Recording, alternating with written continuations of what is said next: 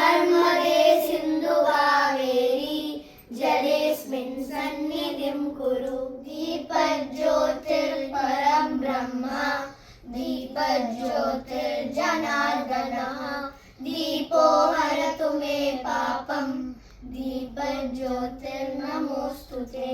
वक्रतुण्ड महाकाय सूर्यकोटिसमप्रभा निर्विघ्नं कुरु मे देव सर्वकार्येषु सर्वदा।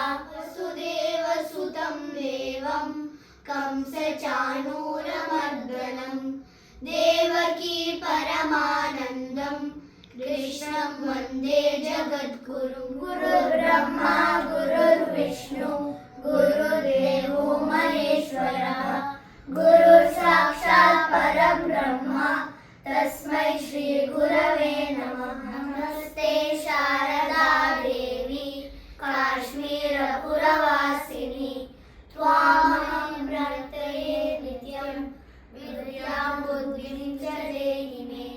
सरस्वती नमस्तुभ्यं वरदे कामरूपिणि विद्यारम्भं करिष्यामि सिद्धिर्भवतु मे सदा। पठामि संस्कृतं नित्यं वदामि संस्कृतं सदा ध्यायामि संस्कृतं सम्यक् वन्दे संस्कृतमातरम्।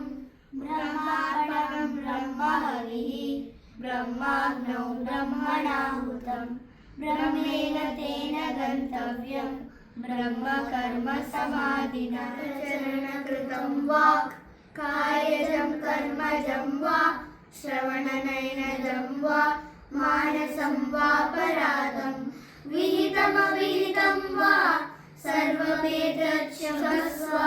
जय जय करुणाब्धे श्रीमहादेव शम्भो। रामं स्कन्दं हनुमन्तं वैनतेयं मृकोदरं शयनेयः स्मरेत् नित्यं दुःस्वप्नं तस्य नश्यति।